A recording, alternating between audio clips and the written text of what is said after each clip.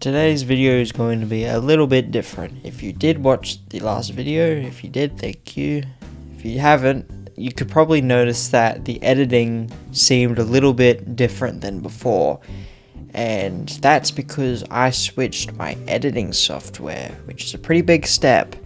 So what I'm currently using now in this video and what I did last video is I'm now switched to Capcut, which at the moment has been pretty good, and today we're gonna do a review on Capcut.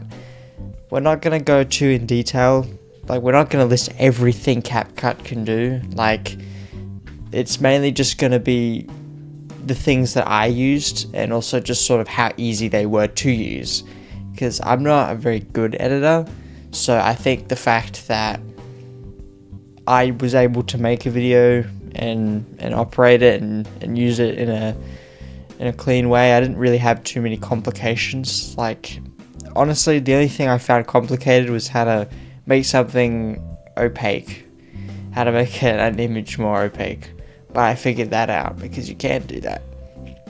So yeah, basically I'm gonna keep this kind of broad and quick because one, I didn't really do too much with the editing software, and I don't think I'm going to be editing my videos that crazy anyways, but I kind of just did it to have fun with it. But yeah, Capcut. So what I was using originally was Microsoft Clipchamp.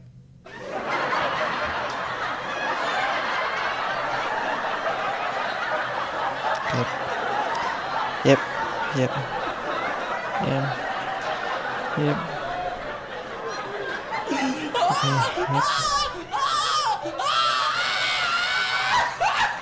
Okay. Alright, stop!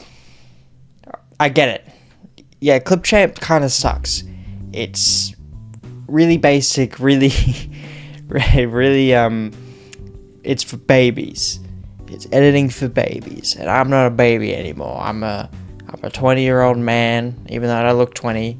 Originally, I was going to do Filmora, and I was going to use that, and then maybe switch to like DaVinci when I got really cracked at editing. But that never happened because I discovered that you actually have to pay to get rid of watermarks. And the good thing with Clipchamp is you didn't have to pay for watermarks.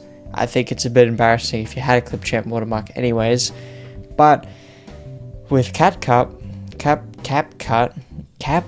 yeah, that's Capcut. With Capcut, you don't have to pay for a removal of watermarks. I ended up paying for the premium or like the pro edition anyways, sort of just to broaden my experience. But at the moment, I am very impressed with it. I only did basic things like transitions or like effects in terms of like videos and like cutting and stuff. Well, I have to get used to cutting because now it's called split and you have to use Control B. I kept trying to use other keybinds even though it's just Control B, and I need to remember that.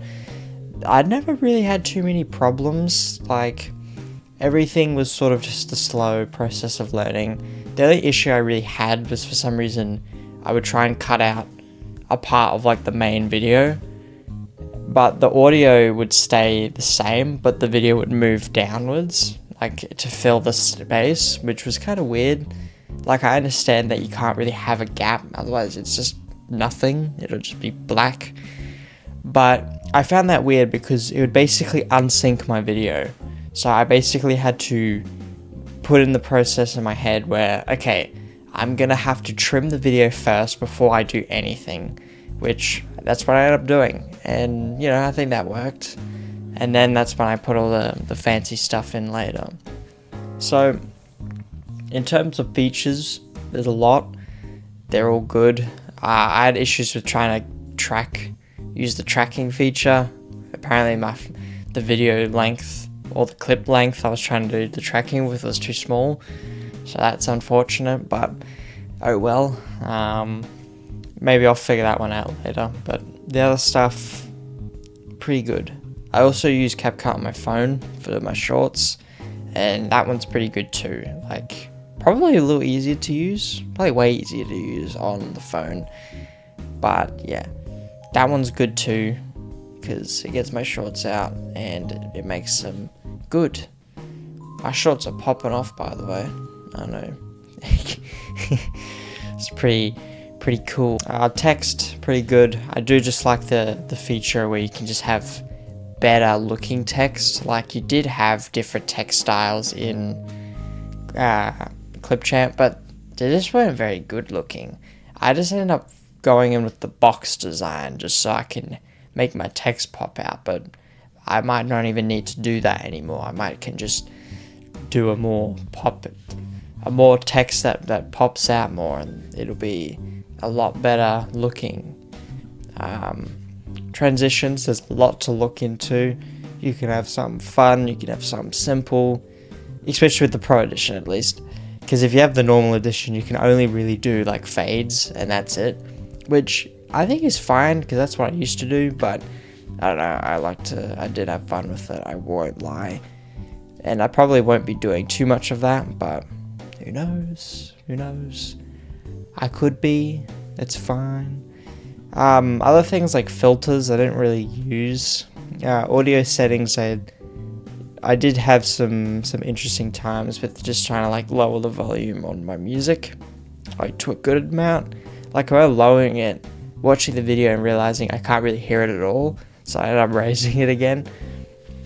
But also the volume increase on my microphone, so I used to just touch up the volume on Audacity where I record my audio.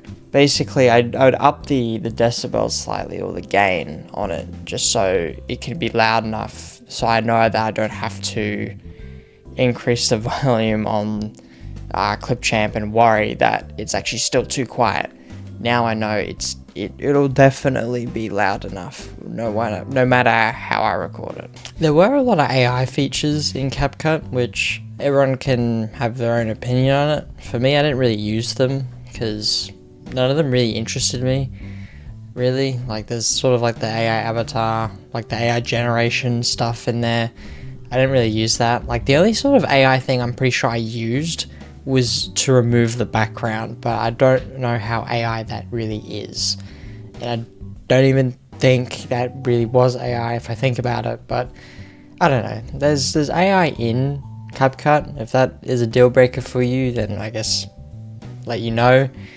Definitely don't get Filmora because there's even more AI in it. So now there's no size comparison, unfortunately, but what we're going to do is we're going to compare the sizes of the application. So Capcut is around 10 gigabytes, and in comparison to Clipchamp, it is a whopping 23 gigabytes.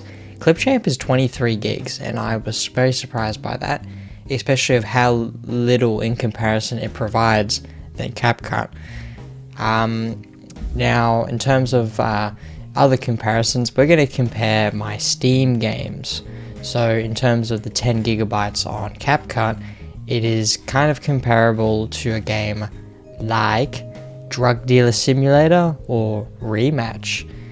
Both very good games. Rematch not so much. That game makes me want to do things, not good things. And the 23 gigs from Clipchamp is comparable to American Truck Simulator. If you've played that, pretty good game. And final comparison, you can fit around, I think, just a little bit over 12 honey pops into Capcut. Don't ask what that game is. Anyways, that's about it. I don't think it's going to get a 10 out of 10 purely because I haven't explored everything, but it did surprise me. So I think I'll give it an 8 out of 10. So pretty good. Easy to use. There's some things I got to get used to still, but overall there's not too many things I have problems with. Like, for the most part, it's just my problem is just I need to learn. That's it.